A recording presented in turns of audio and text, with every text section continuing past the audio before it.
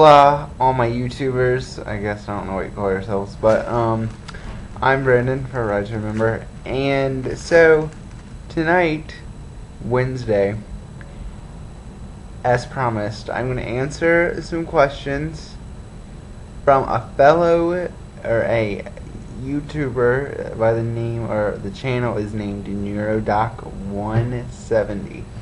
So these are some pretty good questions. So I thought I would, put them on I don't know, my channel, so everyone can know the answers to the questions. So let's begin. I think there are about 9 questions. Excuse me. So, how were you? Scratch that. Were you born premature? Yes. How early? No, actually, I was not. I'm going to talk really fast, and then I'm going to go Neurodoc. If you're watching this, I know you are. And I'll answer briefly the questions for my channel, and then I'll record another video if you want me to for more in-depth answers, because trust me, I can talk on all day. So I'll restrain myself right now because I don't like putting really long videos on my channel, but I'll put a more in-depth video. I'll send you a private one if I can do that, if I can figure out how, because I'm still not up to the YouTube thing yet. I don't know. Alright, so here we go. Number 1 is, were you born premature? If yes, how early? No, I was not born premature. I was actually born late because the doctor went on vacation, and it's a very long story, but he went on vacation, and I was actually like 2 weeks late. Yeah. So, number 2, how old were you when you were diagnosed with CP? I was actually 7 months old. My mom and dad, or my family,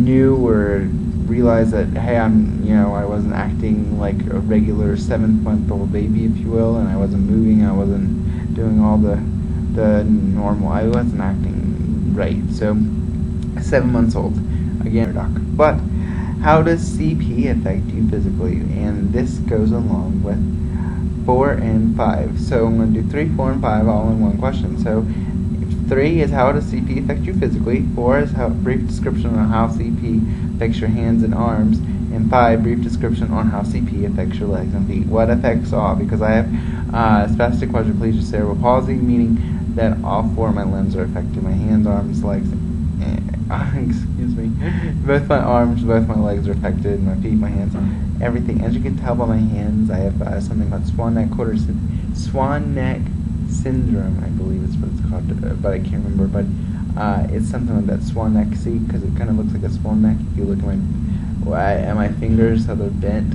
every one of them are like that.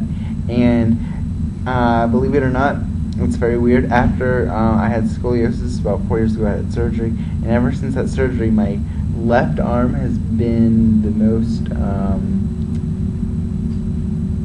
doesn't work as well as the right, and my right leg doesn't work as good as my left. It's very odd. It's backwards. But, so I obviously can't walk. Even though my left hand is affected the most, I still write with my left hand somehow, I don't know.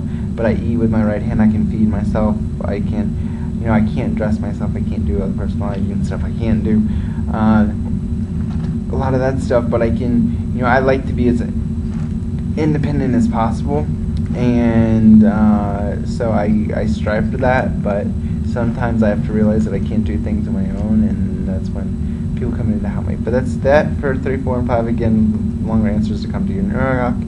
Do you use any mobility aids such as a walker or wheelchair? Yes, I use a wheelchair. I used to use a standard, don't anymore, because I found it didn't really help me as much as it does other people. In fact, actually, I'm getting a new wheelchair on September 27th, so watch out for that video, because I'm going to take a camcorder with me so I can record it and put it on YouTube as you see the unboxing of my wheelchair. Not unboxing, but, the strolling in on my new chair. I've seen it. It's very nice.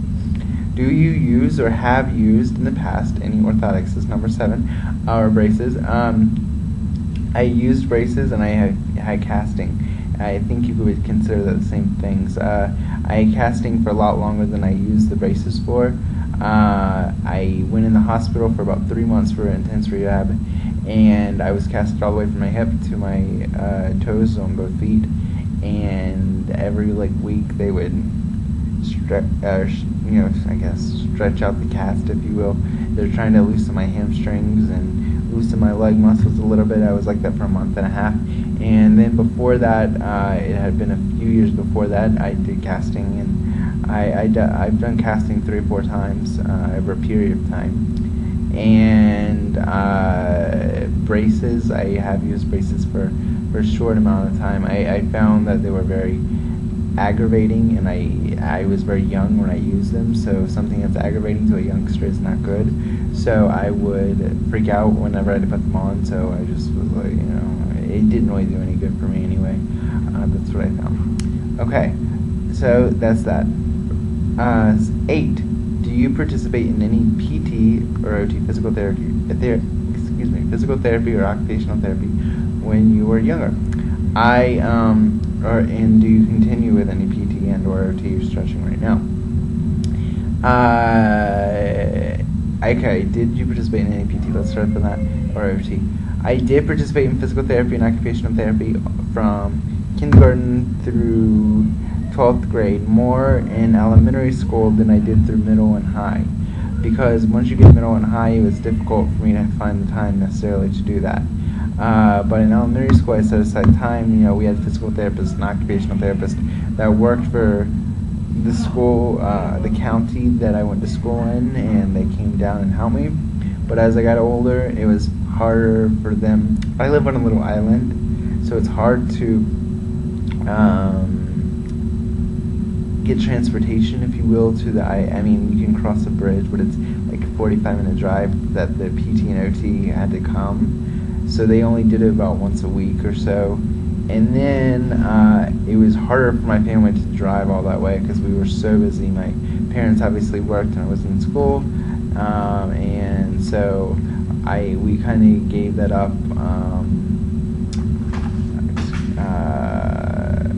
I guess it was in my 11th grade year, 10th or 11th grade year.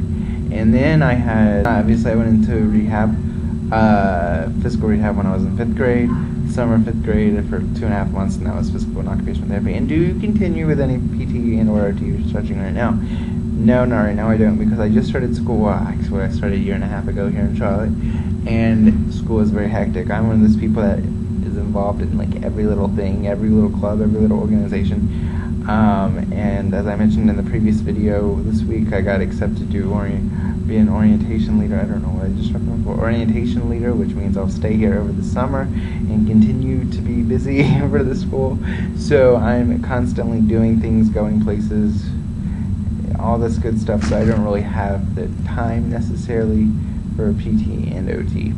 So that is that. There are the answers in brief to the 9 questions that you NeuroDoc sent me.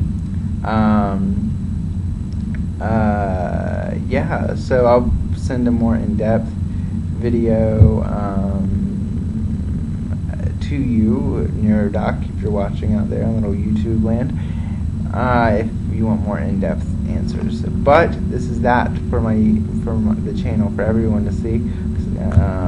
But yeah, I hope that answered. I don't know. I hope these questions fit everyone's fancy, I guess is what I'm trying to say. But if you all, besides NeuroDoc or anybody for that matter, if you have any more questions or anything, just leave me a little comment or send me a message, and I'll be happy to answer your questions. I'm very open about my condition, and I'm very open about my life, obviously, which is why I'm making a YouTube channel. So I'm doing this YouTube channel. So yeah, so for now, this is Brandon for Right to Remember. Please subscribe to my channel, like this video if you like it, comment if you like it. NeuroDoc, I'll be talking to you soon. But for now, my name is Brandon for Right to Remember, and you all have a great night. I will see you all again on Friday night.